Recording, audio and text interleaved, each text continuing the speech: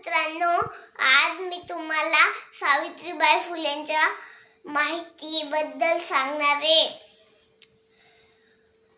तर ते देशाच्या सगळ्यात पहिल्या लेडीज टीचर होत्या.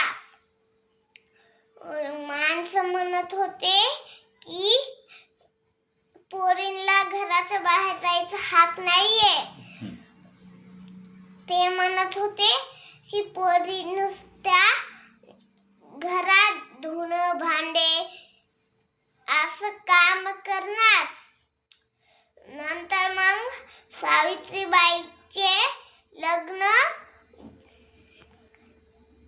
ज्योतिबा फुले सोबत लग्न झाले. मग त्यांनी ठरवलं की ते त्यांच्या पत्नीला शिकवणार.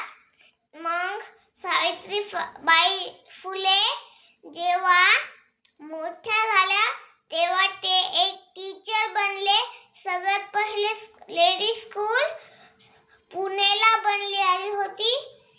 एक गल्ली होती भिडेवाडामध्ये, तिथं